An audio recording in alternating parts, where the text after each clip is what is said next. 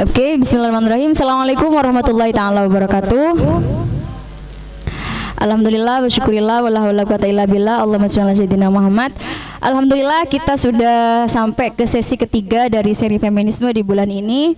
Dan kali ini kita akan membahas tentang Judith Butler.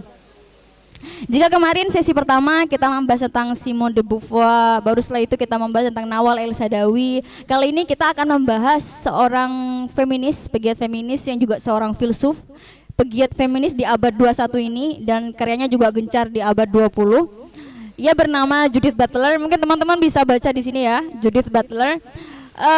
Adapun biografi Judith Butler ini, nama panjangnya adalah Judith Pamela Butler. Dia lahir pada tanggal 24 Februari 1956 di Cleveland, Ohio, Amerika Serikat, dan sampai sekarang beliau masih hidup. Ia merupakan seorang Yahudi Amerika. Orang tuanya, bapaknya adalah seorang dokter gigi, sedangkan ibunya adalah seorang advokat. Ia kuliah di beberapa universitas, salah satunya adalah Yale University, dan mendapatkan gelar BA pada tahun 1978 dan mendapat gelar MA pada tahun 1982 dan PhD-nya pada tahun 1984. Dia kemudian mengajar di Wesleyan University, George Washington University, Johns Hopkins University, dan University of California di Berkeley, dan beberapa tulisan-tulisan karya-karyanya yang sangat banyak sekali dalam karya yang berkaitan dengan tema yang akan kita bahas kali ini. Ada 3 tema besar, ada 3 karya besarnya, terutama tentang gender trouble, terus body that matter, dan lain sebagainya. Itu karya-karya yang berkaitan dengan gender. Karya-karya lainnya adalah ia pernah menulis tentang Excitable Speech, A Politics of the Performative pada tahun 1996, The Physical Life of Power, Theories in Subjection tahun 1997, Antigone's Claim, Kinship Between Life and Death tahun 2000, Frames of War, When is Life Grievable tahun 2009, dan Parting Ways, Jewishness and the Critique of the Zionism tahun 2012, dan The Force of Nonviolence, An Ethico-Political Bind tahun 2020. Itu beberapa karyanya. Selain dikenal sebagai pegiat feminis, ia juga dikenal sebagai filsuf Amerika, sebagai banyak beberapa teorinya yang digunakan dalam hal politik, terutama dalam kajian-kajian gender. Dan bahkan mungkin teman-teman salah satu yang fenomenal sekarang ini berkaitan dengan LGBT, namun sekarang sudah beralih jadi LGBTQ. Jadi ada Q di belakang, itu menandakan ada queer. Queer di sini adalah salah satu gagasan sumbangsi dari Judith Butler. Nanti merupakan pengembangan dari karyanya yang berkaitan dengan performativitas gender. Sebelum ke sana, mengenai latar belakangnya, ia mengaku seorang postmodernis, poststruktural. Ia pemikirannya banyak dipengaruhi oleh tokoh-tokoh postmodernis juga. Salah satunya juga dalam tokoh feminis, ia terpengaruh oleh Simone de Beauvoir, yang nanti juga akan mempengaruhi salah satu tulisannya yang berkaitan dengan performativitas gender atau gender of performative, dan juga berkaitan dengan, dia juga menyinggung tentang Derrida, Foucault, dan lain sebagainya. Jadi karya-karyanya yang sekarang masih, mungkin teman-teman bisa lihat, beliau juga cukup banyak tampil di YouTube. Bahkan ia juga menjelaskan tentang performativitas gender ini, gender performative of gender, itu di beberapa YouTube, salah satunya di channel Big Thing kalau nggak salah. Itu ya. Nah, langsung masuk ke pembahasan tentang performativitas gender. Sebelum ke sana, mungkin kita perlu tahu dulu tentang bagaimana ia memahami tentang seks dan gender.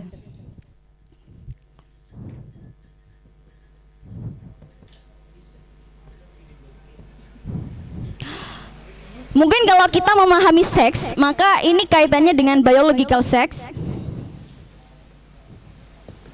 Yang kalau dalam bahasa Inggris bukan woman dan man ya, tapi male dan female. Atau kalau dalam bahasa Indonesia itu pria dan wanita, tapi lebih ke secara biologis gitu. Ada di sini ada male, saya sebut M saja ya. Sama nanti sama man ya. Nggak jadi. Male sama female. Nggak apa-apa, biar lebih jelas aja. Jadi ada male dan female, ini berkaitan dengan seks. Mungkin kalau sepengetahuan kita berkaitan dengan seks atau biological sex ini, atau perempuan dan laki-laki dari segi jenis kelamin, kita membedakannya adalah dari segi kromosomnya. Kalau laki-laki XY sedangkan perempuan XX, adanya uterus dalam perempuan, dan bagaimana perempuan juga bisa melahirkan, punya vagina, sedangkan laki-laki punya penis. Itu mungkin yang menurut kita itu membedakan, yang paling konkret untuk kita membedakan antara biological sex tadi berkaitan dengan laki-laki dan perempuan, atau pembedaan laki-laki dan perempuan. Sedangkan gender di masa lalu mungkin dipahami sebagai bagaimana peran, bagaimana sesuatu yang masih bisa bertukar peran dan lain sebagainya antara laki-laki dan perempuan. Cuman siapa namanya ini, Judith Butler itu mengomentari tentang feminisme gelombang kedua, yang menurutnya itu salah memahami tentang gender atau tentang perempuan dalam perspektif gender gitu. Menurutnya pada saat itu feminisme gelombang kedua itu masih kaku dan seolah-olah memang memetakan antara laki-laki dan perempuan dalam aspek gender. Misalnya ini yang seperti dualistik, ini laki-laki, ini perempuan. Dan menurut Judith Butler, di era sekarang atau di feminisme gelombang ketiga itu sudah lebih plural dari itu. Bagaimana kita memahami tentang orang-orang yang memiliki kecenderungan seksual yang lain gitu. Jadi menurutnya male itu, jika gender di sini atau ekspresi gender itu ada feminin dan maskulin. Menurutnya pria ini tidak selalu menggambarkan maskulin, sedangkan female itu tidak selalu menggambarkan feminin gitu. Jadi ini adalah ekspresi gender. Jadi di sini laki-laki itu tidak semuanya maskulin. Kita harus membedakan antara seks dan gender. Sedangkan yang wanita tidak selalu memiliki sifat keperempuanan. Sehingga menurutnya gender ini adalah sebuah konstruksi sosial. Dan ia juga menambahkan bahwa seks yang nanti akan muncul perdebatan cukup kontroversial adalah dia juga memahami seks ini juga sebagai sebuah konstruksi gitu. Karena kenapa? Karena sekarang sudah banyak transgender, ada orang-orang yang jika itu berkaitan dengan tubuh itu masih bisa dirubah gitu. Sehingga seks ini pun juga tidak paten.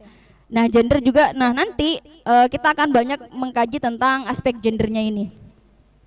Nah, gender ini menurut Judith Butler, kenapa ia performatif? Karena gender itu yang pertama, dia kalau dalam istilahnya dia menggunakan istilah unstable. Unstable maksudnya itu tidak stabil.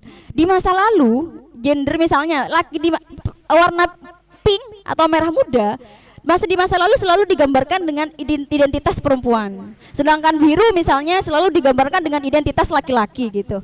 Nah, menurut Judith Butler itu tidak berlaku dan ia bersifat temporal. Jadi ada waktu yang mengubah antara bagaimana gender di masa lalu, identitas gender di masa lalu, dan identitas gender di masa sekarang. Sehingga ia menyebut bahwa identitas gender itu unstable atau gender identify itu tidak unstable gitu. Terus yang kedua, ia juga merupakan konstruk sosial.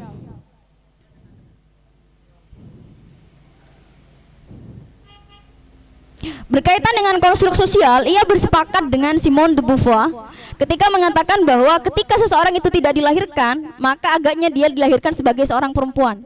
Itu menyatakan bahwa lahirnya seorang bayi dalam keadaan konstruk dia perempuan itu adalah hasil konstruksi sosial gitu, hasil konstruksi budaya. Jadi menurutnya berkaitan dengan performatif tadi, bahwa gender ini itu bukan sesuatu yang bersifat bukan kata benda tapi kata kerja. Jadi gender ini, makanya nanti ada istilah dalam memahami gender itu, di sini istilahnya dalam memahami gender ada gender is the stylized repetitions of act through time. Jadi ada gaya, ada pengulangan, ada tindakan, ada waktu gitu. Jadi gender itu bukan apakah seseorang misalnya ada laki-laki yang pakai rok sekarang itu bisa dikatakan dia ekspresi gendernya feminim? Nggak bisa begitu. Kenapa? Karena di sini ada beberapa term yang penting, yaitu adalah repetition, adanya pengulangan. Jika itu diulang beberapa kali terus diulang seperti itu, maka itu adalah salah satu ekspresi gendernya. dan tindakan. Tidak semua yang kita lakukan itu menjadi diasosiasikan sebagai ekspresi gender atau identitas gender kita, tapi disesuaikan dengan apa tindakan yang kita lakukan. Jadi tindakan itu sejalan atau bersamaan dengan identitas gender kita gitu. Jadi misalnya orang berjalan gitu ya, berjalan, dia maksudnya tentang gaya berjalan, tiap orang kan punya khas masing-masing gitu. Kadang orang memiliki konstruk yang berbeda bagaimana jalannya laki-laki dan jalannya perempuan. Nah, tidak bisa seseorang yang hanya sekali kita lihat itu bisa dikatakan oh itu maskulin itu feminim, enggak gitu. Tapi juga dilihat bagaimana itu diulang berkali-kali, ada repetition di situ dan juga ada act, ada tindakan di situ. Jadi tindakan-tindakan dan pengulangan tadi itu akan melahirkan identitas gender. Identitas gender dalam arti maskulin atau feminim. Itu, dan juga truth time. Truth time ini ada waktu, ada jangka waktunya. Dan itu pun tidak stabil tadi. Dan itu tidak selalu menggambarkan itu menjadi cenderung kepada maskulin atau cenderung pada feminin. Itu. Dan beberapa juga yang menjadi kritik dari Judith Butler itu ketika laki-laki atau pria digambarkan atau ketika dia lahir sebagai laki-laki, itu akan selalu menentukan bahwa identitas gendernya adalah laki-laki, ekspresi gendernya adalah laki-laki, kelaki-lakian, dan ia tertarik pada lawan jenisnya atau pada perempuan. Itu adalah norma yang dibuat oleh konstruk sosial gitu. Misalkan begini, ini kan yang normalnya begini, ini normal kan? Mungkin kalau ke dalam konstruk masyarakat kita ini normal. Male ke maskulin, female ke feminin, ini sesuatu yang normal. Seakan-akan apabila ada laki-laki yang memiliki kecenderungan gender atau ekspresi gender feminim, itu sesuatu yang abnormal.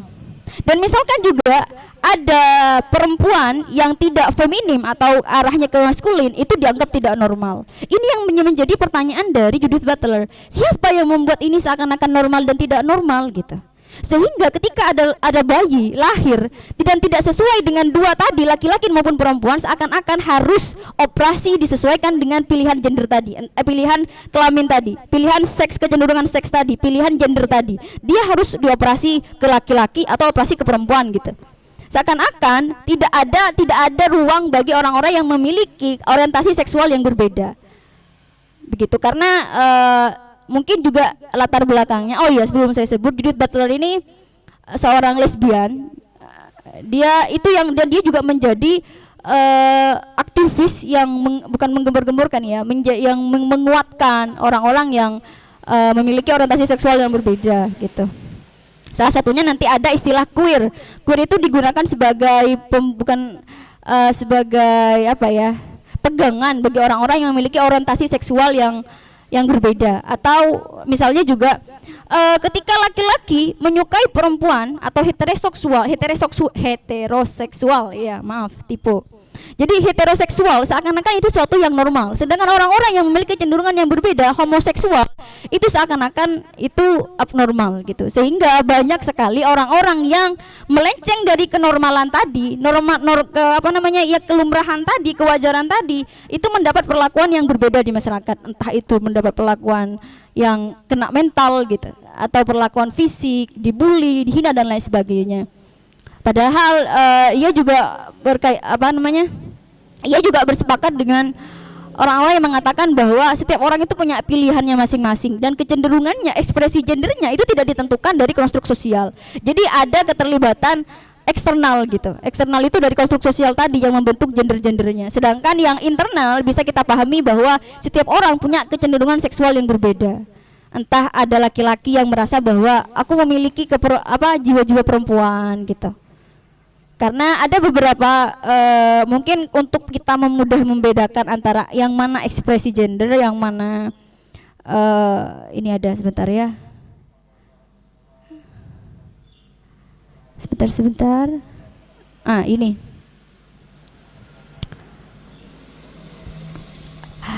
Ada yang namanya identitas gender, ada yang namanya ekspresi gender, ada yang namanya biological sex tadi, ada yang namanya sexual attracted to. Maksudnya itu kecenderungan menyukai gitu, entah itu menyukai lawan jenis atau yang menyukai sesama jenis gitu. Jadi yang sering kita percaya itu paten itu adalah kan biological sex, tapi pada akhirnya juga dia mengomentari bahwa itu juga bisa dirubah pada akhirnya. Sedangkan yang lainnya itu tidak bisa dipahami bahwa seseorang itu bisa menentukan gendernya sendiri, kecuali ada tindakan di situ. Makanya dia mengatakan bahwa tidak bisa seorang laki-laki mengatakan bahwa I am a man. Gak bisa. Kenapa? Itu menandakan bahwa itu pasif gitu. Dalam arti itu sesuatu kata benda. Baiknya misalnya Akbar a man gitu misalnya. Akbar is a man misalnya. Tapi bukan Akbar is a man, tapi Akbar does a man gitu. Jadi dia sedang melakukan hal-hal yang berkaitan dengan laki-lakian atau manes gitu. Jadi seperti itu, dan itu berlakukan sebelumnya dan bahkan sampai sekarang gitu. Jika itu berlangsung sampai sekarang, maka dia memiliki gender yang maskulin. Tetapi juga bisa jadi setiap orang itu, bukan tidak mungkin, ia memiliki ekspresi gender yang berbeda-beda. Begitu. Kurang lebih mungkin itu secara garis besar tentang Judith Butler, tentang performativitas. Jadi tadi belum saya singgung. Sebenarnya saya singgung, cuman tidak saya katakan secara jelas tentang performatif. Jadi performatif itu tadi yang dikatakan tadi bahwa ia sifatnya berupa tindakan. Jadi ia performatif itu dia bersifat tindakan dan itu akan memunculkan efek-efek yang berbeda. Misalnya efek tadi, misalnya ekspresi-ekspresi gender yang berbeda, dan juga performatif ini diartikan bahwa ia tidak stabil. Ia akan selalu punya dinamika masing-masing sesuai dengan kondisi dan waktu yang berbeda. Itu sih secara garis besar itu yang saya pahami dari pemikiran Judith Butler tentang performativitas gender. Mungkin itu saja. Selebihnya bisa kita diskusikan di forum ini. Saya silakan kepada teman-teman yang ingin bertanya, menyanggah, menambah dan lain sebagainya.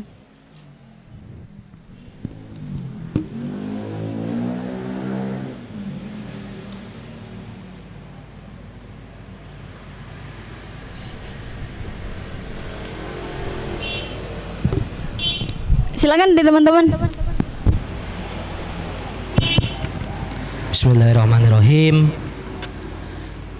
Tadi ketika Judith Butler itu tentang LGBTQ kan ya.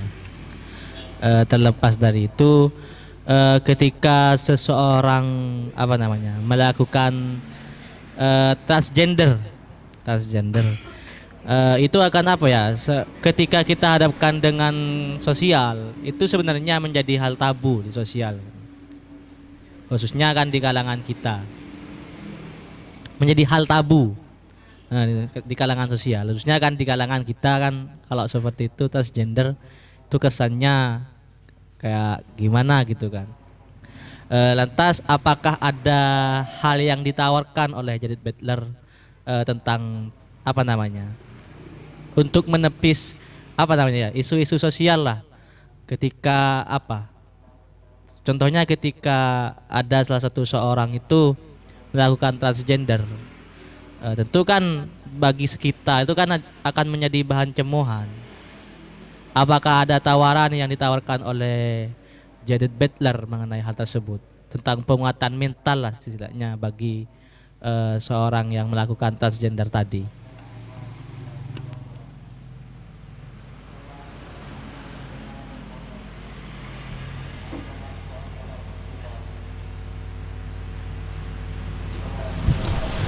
Tawaran gitu ya. Apa jika ada isu sosial? Sebenarnya tentang performativitas gender itu untuk itu juga tawaran kepada orang-orang yang mengalami istilahnya ketidakadilan ketika ia harus dihadapkan dengan sosial yang membedakan antara laki-laki dan perempuan. Seakan-akan tidak ada ruang bagi orang yang memiliki kecenderungan yang berbeda, baik dari biological sex maupun dari identitas gendernya. Itu sih, makanya pada akhirnya ini memberikan keberagaman bahwa gender itu performatif gitu. Dan bahkan yang berkaitan dengan seks pun, ia mengatakan bahwa yang berkaitan dengan seks pun itu konstruk gitu, hasil konstruk juga sebagaimana gender, karena juga pada akhirnya juga bisa dirubah gitu. Jadi setiap misalnya juga salah satu contohnya, jika ada seorang waria misalnya, dia bergerak seperti perempuan misalnya, sebenarnya itu bukan niru. bukan niru sesuatu imitasi yang asli gitu, karena tidak ada gender yang asli, perempuan yang gender keperempuanan yang asli itu nggak ada gitu. Pada akhirnya yang benar-benar yang dianggap asli itu adalah sesuatu yang natural muncul dari dalam diri setiap orang itu gitu. So, jika itu waria, berarti yang muncul dari waria itu gitu. Jadi itu memberikan keluasan bagi orang-orang yang memiliki keberagaman gitu, atau orang-orang yang memiliki perbedaan gitu terhadap aspek-aspek gender tadi. Itu sih. Dan itu juga memberikan memberikan angin segar gitu, bahwa tidak semua orang, misalnya perempuan tomboy gitu misalnya ya, itu tidak salah gitu kan, karena setiap orang punya ekspresi gender yang berbeda gitu, punya identitas gender yang berbeda sesuai dengan tindakannya. Dan belum tentu setiap orang itu bisa dikatakan, maksudnya dia bisa memiliki beberapa identitas gender sesuai dengan tadi tindakan, dan itu dilakukan berulang-ulang dan ada jangka waktunya, ada truth time tadi. Itu sih yang saya pahami yang merupakan tawaran dari Judith Butler. Selebihnya saya serahkan ke forum. Baik, ya sebenarnya tawaran yang diberikan oleh Judith Butler ini kan apa ya?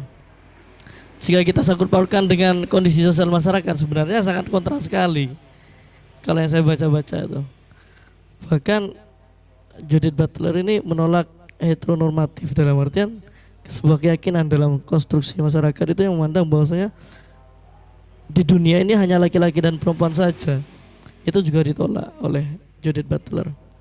Sebenarnya ketika kita berbicara masalah apa yang ditawarkan, ya kalau menurut saya lebih kepada gender equality tadi.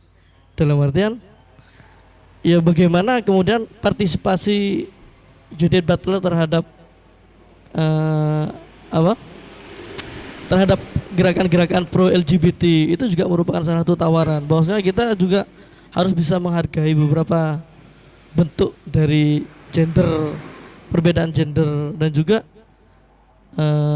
keputusan dirinya untuk menjadi seorang lesbian itu juga secara indirectly maksudnya sudah bisa memberikan gambaran bahwasanya ini loh, saya juga bisa menjadi seorang lesbian dan itu tidak salah. Gitu kalau yang saya pahami. Nah sekarang saya ingin bertanya kepada pemantik hari ini, sebenarnya Judith Butler itu mandang gender itu sebagai sebuah identitas atau sebuah ekspresi? Mana yang benar itu? Mandang gender sebagai identitas atau ekspresi?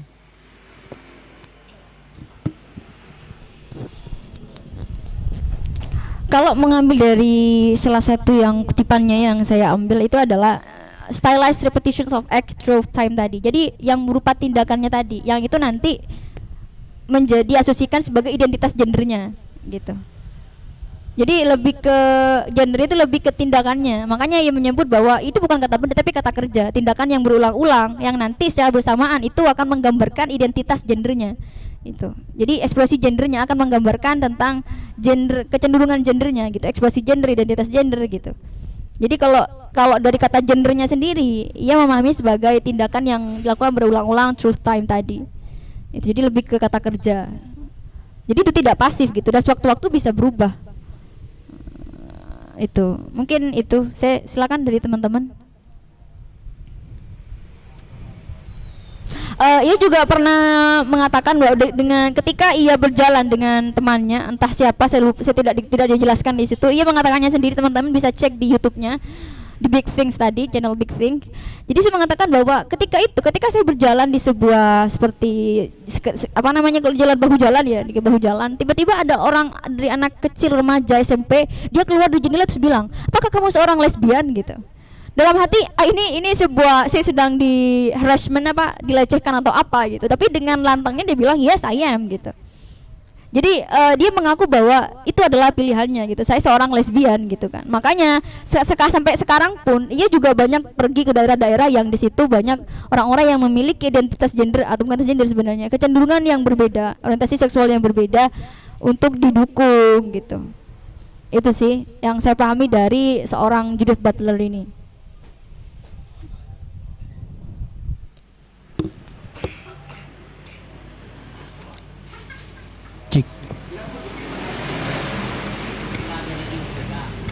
dulu kan. Tidak usah mati. Saya ingin bertanya ya, jika kemudian sebuah tadi gender dan woman itu adalah gender dan apa tadi maskulin ya secara gender atau seks secara biologis itu adalah sebuah pilihan menurut Judith Butler.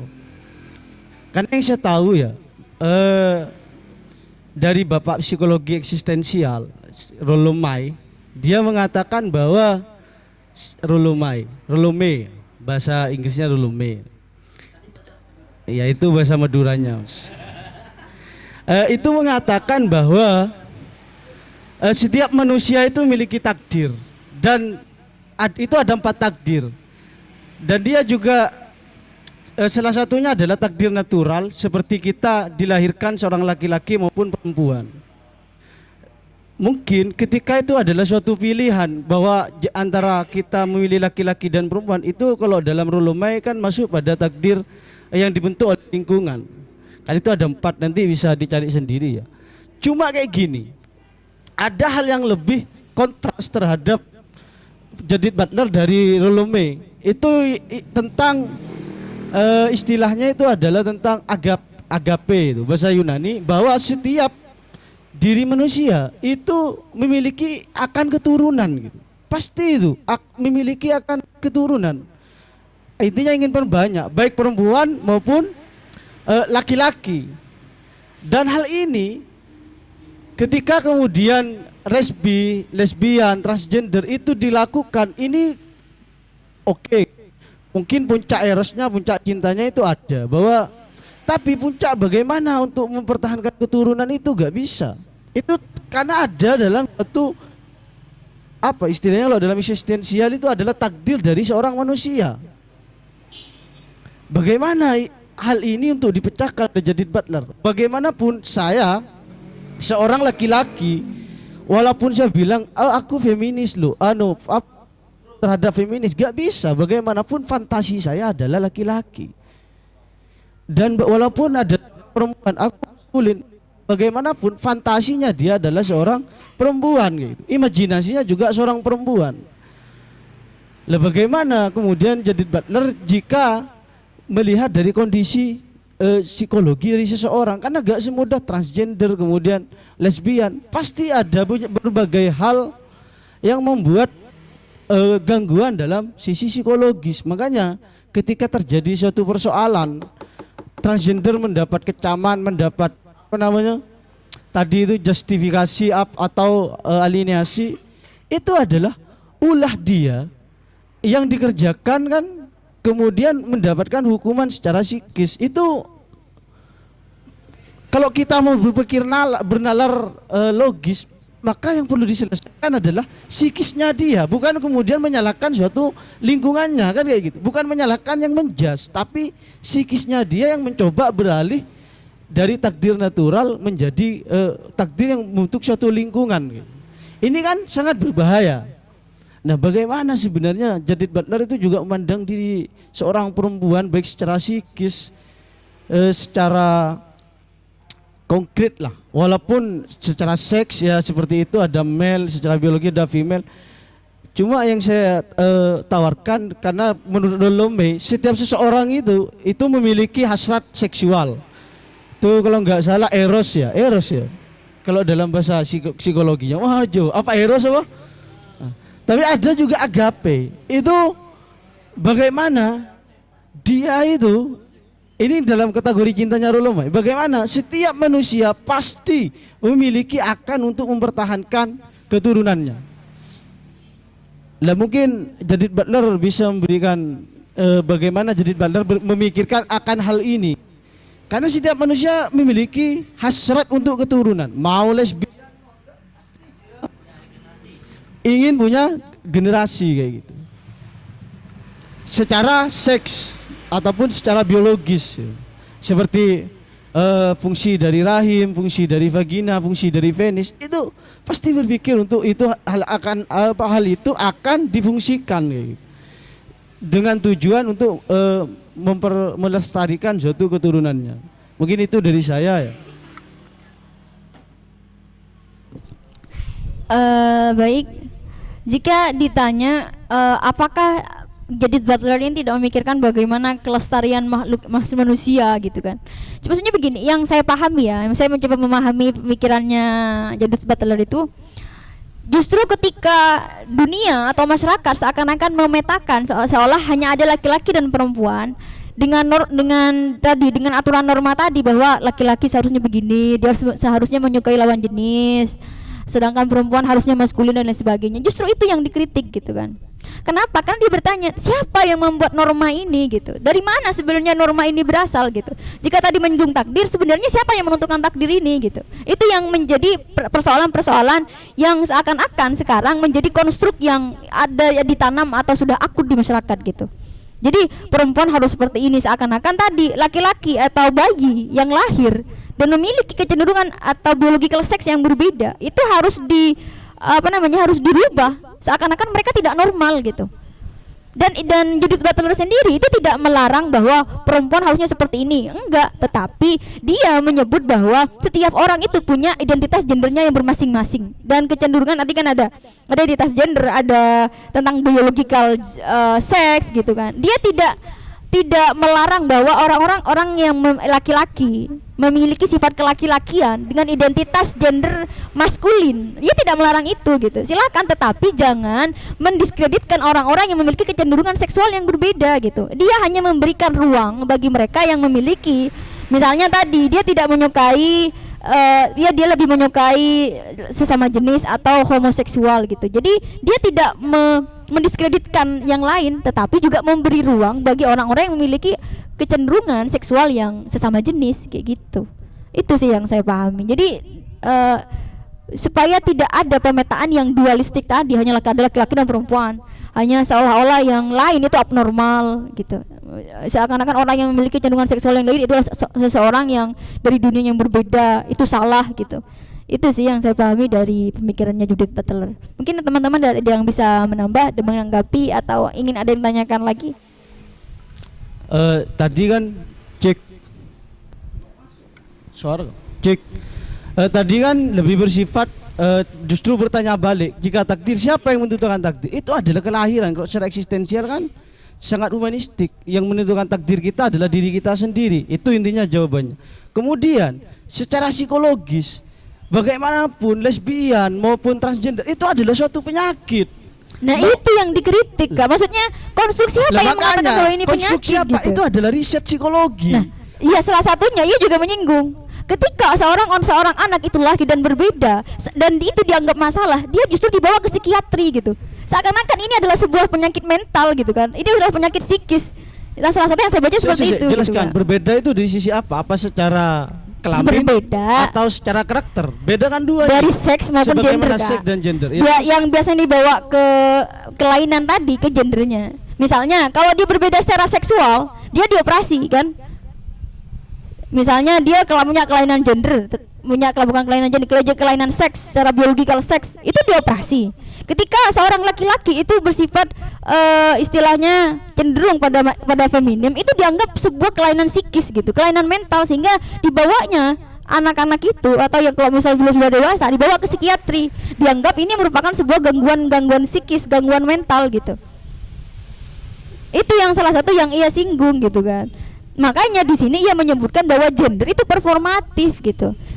Jadi setiap orang, makanya dia setuju dengan Simon itu mengatakan bahwa ketika dia lahir, dia ekspresi gendernya, identitas gender itu sesuai dia sendiri, dan tidak male itu tidak harus maskulin, female tidak harus feminim gitu Kak.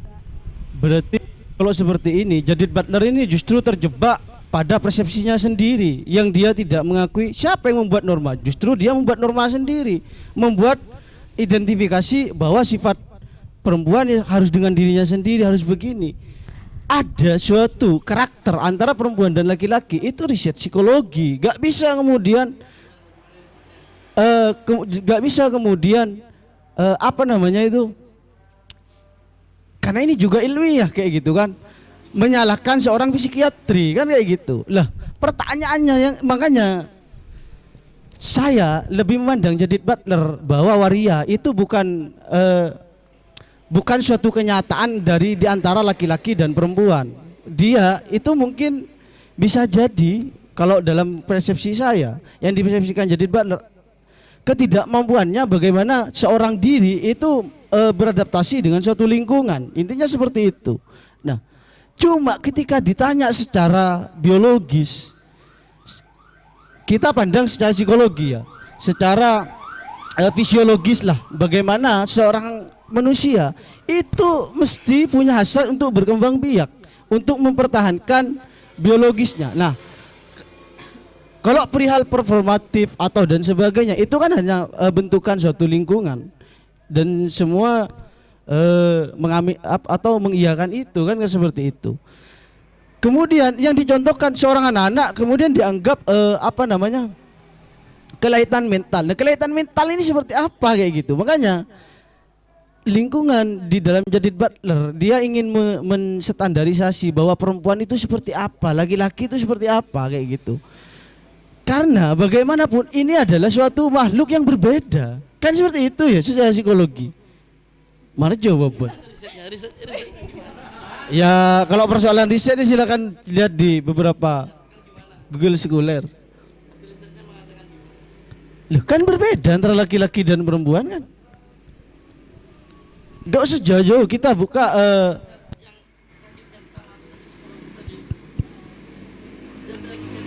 disanding dengan penyakit mental.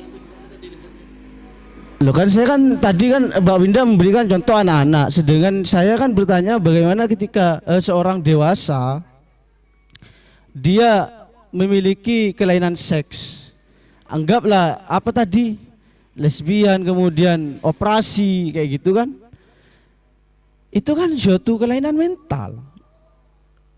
Kalau memang dia normal, mau kita pakai pola pikirnya Rollo May tadi bahwa itu adalah takdir natural. Ini babak psikologi eksistensial. Itu adalah takdir natural yang kita tidak bisa memilih. Sejak dalam rahim kita ingin hidup seorang laki-laki, ingin hidup seorang perempuan, kan tidak bisa memilih hal itu. Lah perihal itu adalah dia mau feminin, mau maskulin. Jika itu dipandang secara formatif tadi, itu adalah bentukan lingkungan, bentukan dari pola didikan. Soalnya Mbak Listi, kita mengidentifikasi dia perempuan. Kalau ingin dididik secara laki-laki sesuai dengan lingkungannya, ya dia kan jadi laki-laki kan kayak gitu. Intinya adalah persoalannya adalah tentang lingkungan. Cuma saya yang bertanya bagaimana Judith Butler memandang seorang psikologis perempuan. Karena atau laki-laki, gak semudah kita memilih kemudian transgender. Gak usah jauh-jauh. Kasus di Indonesia, seorang TNI yang baru ketemu bahwa dia seorang laki-laki, bagaimana kata Dokter Boyke selama bertahun-tahun mengalami gangguan psikis. Itu tekanan sekali. Kemudian jangan mengkritik psikiatri, kan seperti itu. Tekanan itu pun dari dalam dirinya yang muncul. Iya, maksudnya bukan mengkritik psikiatri dalam kasus itu, Kak. Maksudnya keluarganya menganggap itu masalah gitu, menganggap itu penyakit gitu kan. Ya, yang saya paham Judith Butler ini dia tidak menyalahkan orang-orang yang memiliki kecenderungan yang normal, sesuai dengan norma masyarakat bahwa laki-laki seperti itu, perempuan seperti itu. Tetapi dia memberi bahwa ada orang-orang yang memiliki keberagaman gitu. Dalam arti dia memiliki kecenderungan yang berbeda. Ada juga istilah yang tadi yang saya pernah dengar di salah satu akun YouTube-nya atau akun yang YouTube yang mengundang dia. Ada yang istilahnya disonansi seks atau disonansi gender gitu, saya lupa. Intinya ada disonansi di situ. Ketika seorang laki-laki dia lebih menyukai sesuatu yang bersifat kewanitaan gitu, keperempuanan gitu. Nah, jika ada kasus yang seperti ini, apakah dia harus dijadikan harus sesuai dengan normal, dia harus laki-laki? Apa ia harus mengikuti hasratnya untuk yang menyukai keperempuanan gitu? Nah, kasus yang seperti ini yang menurut Judith Butler itu tidak salah gitu, karena setiap orang itu punya identitas yang berbeda. Judith Butler punya standar bahwa perempuan seperti apa, laki-laki. Justru dia mengatakan bahwa identitas dia langsung gender identifikasi seperti itu. Kalau dia maksudnya punya datanya kan kayak gitu kan repot. Kalau dia punya datanya, perempuan itu harus gini, laki-laki itu begini. Kalau misalkan dia membuat standar seperti itu seperti dia menggali kuburnya sendiri gitu. Karena dia mengatakan bahwa identitas gender itu unstable tadi, dia tidak stabil. Maksudnya begini tadi kan, dia dilahirkan dengan male, dengan laki-laki secara biologi maupun perempuan secara biologi itu tidak diasosiasikan bahwa yang laki-laki harus bersifat kelaki-lakian, yang perempuan harus bersifat keperempuanan gitu. Tetapi identitas gender itu dibentuk, ada repetition, ada tindakan, ada ekspresi gender yang berlangsung nanti ketika ia dewasa. Misalnya begini, coba kita mungkin di sini karena di sini Saya tanya, Judith Butler mengakui enggak bahwa ada sifat keperempuan dan sifat laki-laki? Kok bisa menjustifikasi gitu? dirinya Ya, atribut itu sebenarnya masuk atribut. masuk Nah, atribut itu identitas. sudah kesepakatan bersama konstruksi masyarakat. iya misalnya cara jalan. Bukan buatan dari Judith Butler sendiri. Ya makanya kan saya katakan bahwa itu adalah produk lingkungan, kan seperti itu. Lah, bahwa ketika kita bicara performatif, kan seakan-akan tadi kan Judith Butler bahwa kita gak perlu laki-laki dan perempuan. Kan dari perspektif performatifnya kan seperti itu. Lah, kalau soal dia kritik terhadap sosial, ada seorang bapak Suman, karena melihat anaknya bahwa kok ada kecenderungan berbeda dari anak saya. Tentu seorang bapak ini kan melihat di dalam dari diri anaknya kan seperti itu. Kalau masih anak-anak kan seberapa besar dia dibentuk oleh lingkungan, sehingga kan tidak bisa kemudian diambil suatu langkah. Bisa jadi kan kemudian seorang anak laki-laki jika dekat seorang ibunya bisa meniru sifat ibunya terus, kan seperti itu. Cuma yang saya tanya, ketika Judith Butler memandang seorang laki-laki dan perempuan tetap memiliki sifat, ya kan tadi kan biarkan dia berjalan sesuai dengan sifatnya perempuan kan gitu. Sifat seperti apa yang saya tanya itu? Sifat laki-laki menurut Judith Butler itu seperti apa? Ternyata katanya kamu adalah norma masyarakat. Itu bentukan masyarakat. Kamu Nah, pasti iya, sekarang ini kamu mungkin nggak pernah dijelaskan bahwasanya perempuan itu kayak gini atribut-atributnya. Tapi kamu sudah paham bahwasanya perempuan yang kayak gini. Itulah bentukan masyarakat. Saya paham perempuan itu kan memandang secara biologis. Dia satu, beda jenis kelamin. Wes itu. Contoh, saya pakai punya Sigmund Freud, ya sudah bahwa perempuan seperti itu penisnya, bahwa laki-laki seperti ini penisnya. Itu saya memandang secara biologis kan selesai. Iya maksudnya selesai kalau bicara itu yang dikritik biological sama sex. Judith Butler. Ketika kita berbicara masalah gender dan itu kita berpacu pada biological sex, itu salah kata Butler. Loh, makanya Ya, kamu itu berpedoman bener, Kak. pada Sigmund Freud katanya tadi. Kamu mendang perempuan bahwasanya sesuai dengan kelamin. Itu yang dikritik sama Butler intinya. Bahwasanya gender itu tidak bisa disesuaikan dengan seks. Seks dan gender itu inheren. Laki-laki dan perempuan juga inheren. Itu kata Judith Butler. Tidak bisa berkaitan.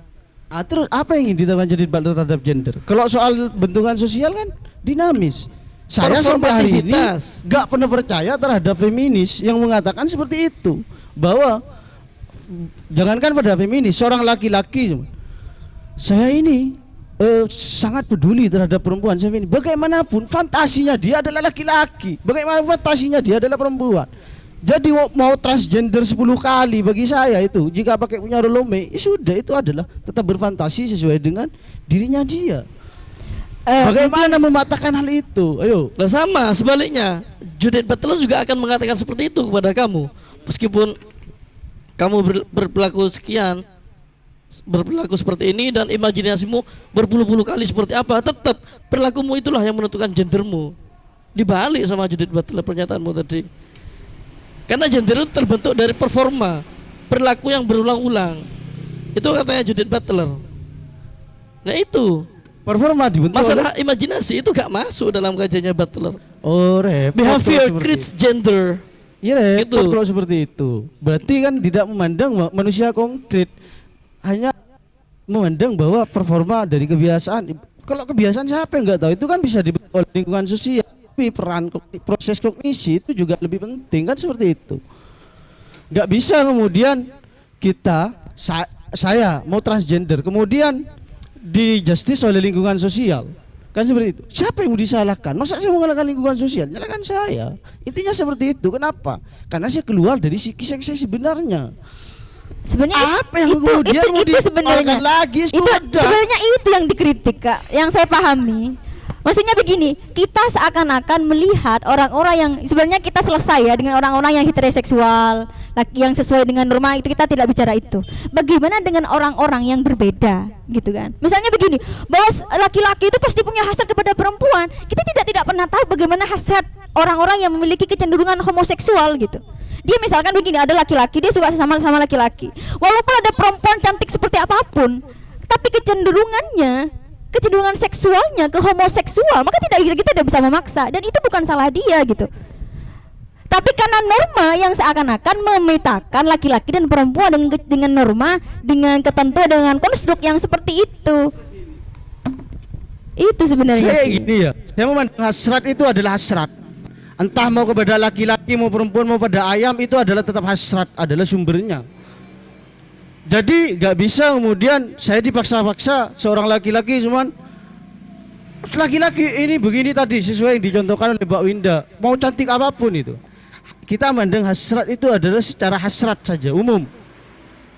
Baik perempuan maupun laki-laki kalau sudah gak kuat bisa dan melakukan kecacatan seks menurut konstruk kita. Mau suka terhadap ayam, mau perempuan suka terhadap kuda dan sebagainya. Itu adalah kecacatan seks sesuai dengan apa yang dalam psikisnya. Karena itu bukan tidak, jika menawarkan solusi seperti itu bukan tidak menimbulkan masalah baru. Buktinya ada justifikasi, ada beberapa, gak usah jauh-jauh, kasus yang seorang TNI itu yang baru ketemu bahwa dia adalah laki-laki, itu kata dokter Boyke, bayangkan secara instan, kalau nggak salah itu 6 tahun, bagaimana dia ingin mengembalikan pada karakter laki-lakinya gitu. Dia ada dalam dirinya karakter laki-laki ada, tapi karena tergantung dibentuk oleh konstruk sosial adalah gender, maka ada gejolak di situ. Dulu karena memang tidak ada alat yang begitu memadai untuk mengidentifikasi sebuah alat kelamin, sehingga ketika memiliki penyakit alat kelamin dia dikira perempuan. Tapi bagaimana tekanan psikis dari seorang yang dianggap perempuan ternyata laki-laki itu. Kita kan juga melihat itu. Nah itu sebenarnya makanya kita harus menghargai orang-orang yang memiliki kecenderungan yang berbeda. Itu untuk pembahasan misalnya ada orang yang seperti itu, kasusnya seperti itu, nanti yang saya pahami itu masuk dalam kajian queer theory. Makanya ada LGBTQ kan, ada queer itu kalau di sini itu dipahami sebagai orang-orang atau kecenderungan gender. Misalnya dia feminim, dia perempuan, tapi dia bisa menggabungkan identitas kemaskulinannya. Dia memiliki identitas perempuan, identitas feminim dan maskulin, tetapi dia juga menyukai identitas feminim yang lain atau lawan jenis gitu, atau sesama jenis gitu. Misalnya, ketika kita melihat ada 2 orang lesbian gitu, biasanya ada sesuatu di antaranya yang memiliki identitas gender yang lebih maskulin gitu.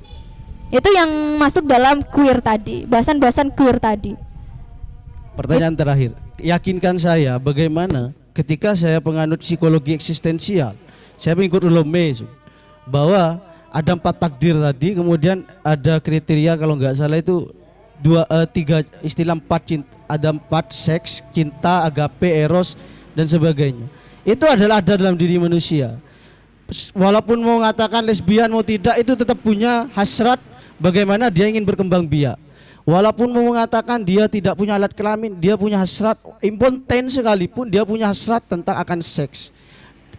Dan walaupun dia mau mengatakan sejahat-jahatnya orang, dia tetap memiliki rasa kepedulian terhadap di luar diri, terhadap dirinya sendiri kan, di luar dirinya sendiri.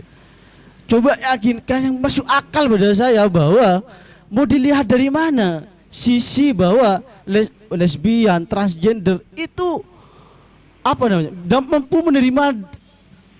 mampu diterima oleh persepsi saya yang sudah terkontaminasi dengan psikologi eksistensial gitu.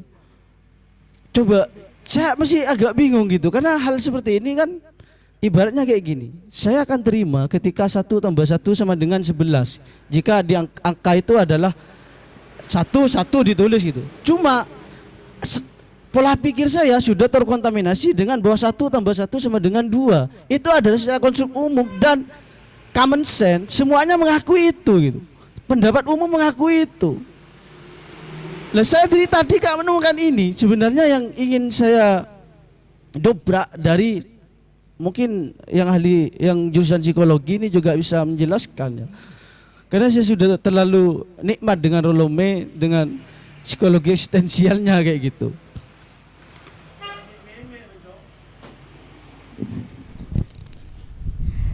Oke, bagaimana? Maksudnya saya tidak menemukan Judith Butler menyinggung tentang agama, takdir dan semuanya. Tapi yang dia mas sebentar dulu kan ada komanya Kak. Bentar dulu makanya saya bilang tentang agama, tentang takdir. Yang ada satu konsep yang saya tahu itu hanya berkaitan dengan norma. Gitu. Jadi norma yang terbangun dan konstruksi sosial yang terbangun. Dan kalau misalnya ada orang, bagaimana dengan menjawab kecenderungan seseorang yang ingin memiliki keturunan gitu. Di sini salah satunya. Saya ingin jelaskan dulu Mbak Winda ya. Dalam psikologi eksistensial itu kita kalau pakai bahasa Indonesia kita dalam vocabulary kita itu saya pakai bahasa modernnya adalah takdir. Tapi jangan kaitkan secara transendensi ya. Iya Kak. Bahwa itu adalah bentuk dari diri seorang. Itu muncul yang bentuk, sudah bentuk. Jadi jangan takdir. Nanti kalau takdir itu secara transendensi. Cuma saya belum menemukan kosakata di KBBI untuk menggantikan takdir seperti, itu apa? Itu bentuk. Contoh, Mbak Winda lahir dengan dengan jenis kelamin seperti itu kan lahir itu natural itu bentuk lah, bentuk munculnya Mbak Winda itu seperti itu gitu. Iya. Nah, kemudian nanti transgender itu kan pola sosial, lingkungan sosial tergantung yang dibentuk oleh lingkungan sosial. Jadi jangan sampai kemudian dibuat transendensi, nanti panjang diskusinya, akan kalah punya Judith Butler ini dengan konsep agama. Oke. Gini, saya jawab ya. Bentar. Berkaitan dengan seks tadi, kita bicara biological seks, bagaimana kecenderungan seseorang yang ingin memiliki keturunan gitu ya. Dia menyebut bahwa Judith Butler menyebut bahwa salah satu yang saya sebut tadi yang kontroversial tadi adalah seks dianggapnya juga sesuatu yang bersifat konstruk. Sex is a culturally constructed as gender gitu. Jadi ia terkonstruksi sebagaimana gender. Kenapa dia mengatakan begitu? Karena banyak orang yang transgender dan lain sebagainya. Dan salah satu penelitian orang-orang yang lesbian atau yang transgender itu adalah salah satu upaya untuk regenerasi tadi. Ini adalah salah satu berita. Ini tahun 2020 ya, akhir tahun lalu. Ada seseorang dia laki-laki dan laki-laki. Namun dia hamil dalam artian dia karena dengan pasangannya, karena dia memiliki ketertarikan kepada sesama jenis, kepada homoseksual, akhirnya dia memilih untuk memiliki rahim. Pada akhirnya dia bisa hamil gitu. Ini yang nanti yang kalau saya tarik ke konsepnya Judith Butler, seks itu juga hasil dari konstruk sebagaimana gender. Kenapa? Karena pada akhirnya tubuh itu juga bisa dirubah. Seperti tadi, laki-laki dia memutuskan untuk perempuan, menjadi perempuan. Atau misalnya biseksual tadi, transgender. Pada akhirnya ke sana gitu. Makanya ia menyebut seks itu dia hampir sama konstruknya dengan gender gitu kan. Tapi kalau berkaitan dengan bagaimana laki-laki dan perempuan, yang saya pahami, yang ia sepakati dari Simon, salah satunya adalah ketika seseorang itu lahir laki-laki dan perempuan, dia murni, dia belum punya identitas gender. Identitas gender itu muncul kemudian gitu kan. Identitas gender itu lahir ketika misalnya ternyata anak ini dari kecil yang laki-laki dia lebih suka boneka. Dan semakin besar dia lebih suka baju-baju perempuan gitu dan sebagainya. Dan itu terjadi berulang-ulang, misalnya dirubah terus seperti itu. Nah, bisa jadi dia memiliki dia bukan makanya katanya Judith Butler itu bukan masalah, tetapi karena dia memiliki identitas gender yang feminin. Itu yang iya. Karena begini, norm feminim dan maskulin sebagai gender itu tidak unstable tadi, dia selalu berubah. Seperti saya katakan bahwa warna merah muda di masa lalu itu diasosiasikan dengan sifat yang feminim, sedangkan biru itu maskulin. Tapi sekarang itu bisa berubah, misalnya merah itu feminim, hitam itu maskulin, dan itu selalu berubah-ubah, makanya unstable sifatnya. Dan identitas gender itu performatif gitu. Makanya kita tidak bisa langsung menjudge orang yang memiliki kelainan, orang-orang yang berbeda itu adalah sesuatu yang masalah, penyakit, sehingga harus psikisnya bermasalah dan lain sebagainya. Cuman mereka memiliki kecenderungan dan ekspresi yang berbeda. Itu sih kalau menurut saya, Kak. Katanya terakhir. Saya komentar aja ya, tapi saya gak puas mungkin dari teman-teman yang lain. Jika hal kelainan tidak dianggap masalah, maka gak perlu ada ilmu sebenarnya. Itu intinya logika saya kan seperti itu. Mungkin ada yang lain terkait hal ini, karena agak ribet. Bagaimana seorang laki-laki ingin hamil harus rahim itu kan. Dan itu pun gak ada yang sukses sampai hari ini. Anaknya sebesar apa saya belum mendapat berita bahwa anaknya seperti apa dan rahimnya itu diambil dari siapa. Kalau pasti diambil dari perempuan ya sama saja, itu hanya pemindahan eksistensi aja. Namanya Thomas Itu rahimnya ngambil dari mana? Rahimnya kambing? Oh, perempuan asalnya transgender. Transgender jadi Karena laki-laki. dia lebih suka sesama jenis. Akhirnya transgender, dia memiliki rahim dan hamil setelah 12 bulan. Oh, pakai berarti masih membutuhkan laki-laki berarti. Iya. Berarti secara seks membutuhkan laki-laki berarti ya. Oh, berarti sama aja itu bohong. Tapi itu kan satu kasus, berbeda dengan di belahan dunia lain.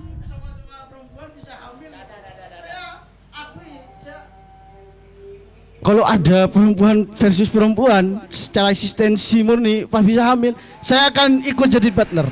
Tanpa sperma, tanpa apa. Nah, pertanyaannya, apakah lesbian itu ingin menghasilkan anak hari ini? Apakah lesbian itu untuk menghasilkan anak hari ini? Kalau saya jawab menghasilkan anak gimana? Itu bisa diakali, Saya Kak. punya. Diakali gimana? Lah, sekarang kan sudah banyak teknologi, misalnya bayi tabung dan lain sebagainya.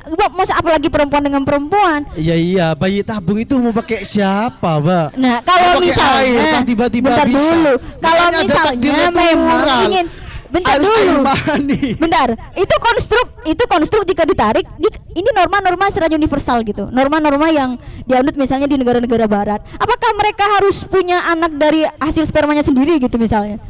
Padahal misalnya kita tahu bahwa pergaulan bebas di sana banyak dan lain sebagainya. Lah makanya, Kak, kan tidak Sperma ada itu aturan. punya siapa? Saya tanya. Maksudnya- Punya perempuan kah?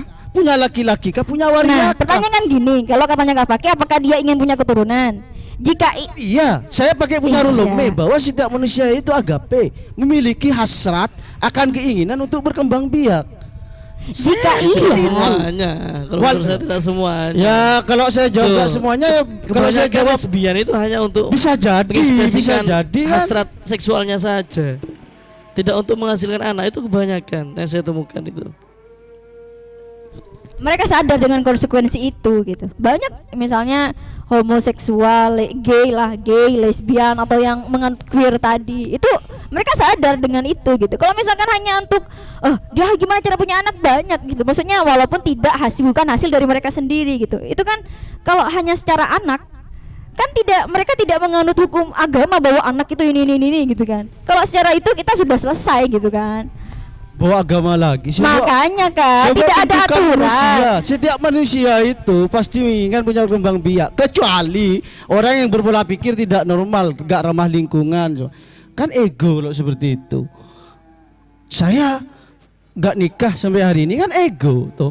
Karena tapi itu hasrat untuk berkembang biak itu ada. Sekarang canggih, oke canggih. Saya bisa ngambil anaknya orang untuk tapi bagaimanapun kan saya masih butuh yang lain.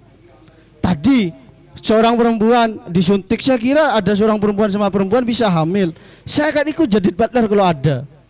Asli saya akan ikut hari ini. Seandainya ada. Bentar dulu, Kak. Dan Tadi apakah ternyata laki-laki saya tahu dari Mas Yusril juga disuntik. Sebentar dulu. Ya kalau disuntik Bentar dulu, itu Kak. siapa sperma Nah. punya siapa? Misalkan kita bicara masalah hasrat seksual, apakah yang laki-laki dan perempuan dari keduanya itu harus punya anak, harus selalu punya anak?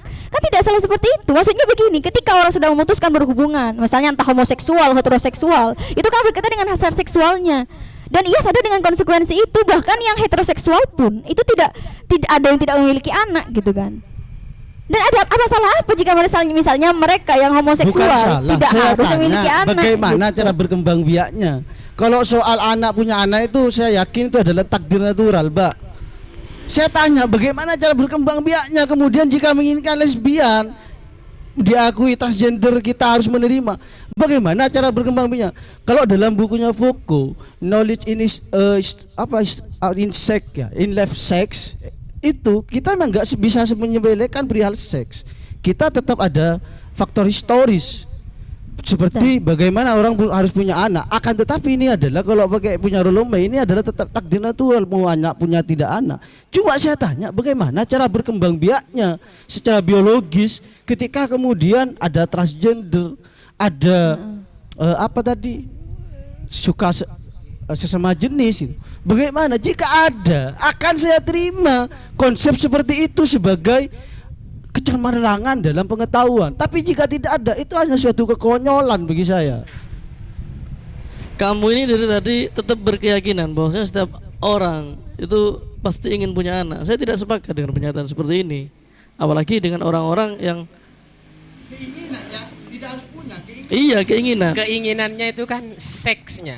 Sebenarnya Bukan keinginannya punya itu anaknya. seksnya, bukan keinginan, Kamu bukan punya pengen anaknya. seksnya apa Hasrat. pengen punya anaknya? Seks kalau dalam Rolome nanti dibuka ya, di teman-teman dibaca, itu ada cinta eros, itu cinta kepedulian.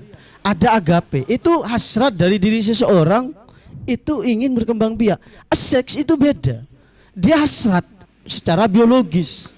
Tapi kalau ingin punya anak itu hasrat untuk berkembang biak. Ini beda kan, bukan muncul seks ini secara biologis dan secara lingkungan ya. Untuk berkembang biak itu kan biar ramah lingkungan. Itu yang beda kan. Makanya nanti tolong dibaca ya. Saya bukan tidak baca beberapa jurnal punya Judith Butler. Saya cuma ada yang setuju dari Judith Butler itu cuma satu, tentang bagaimana bahwa seks itu tidak perlu diformalitaskan sehingga tidak perlu posisi, tidak perlu apa. Itu bebas. Ya, saya setuju akan hal itu karena sementara akan tapi ketika saya kemudian membawa suatu ilmu kedokteran, maka saya perlu mempertanyakan juga karena ada berbagai yang menimbulkan penyakit seks, HIV, AIDS dan sebagainya, dan itu gak bisa dihindari oleh beberapa kasus kita yang sangat selalu tinggi kayak gitu.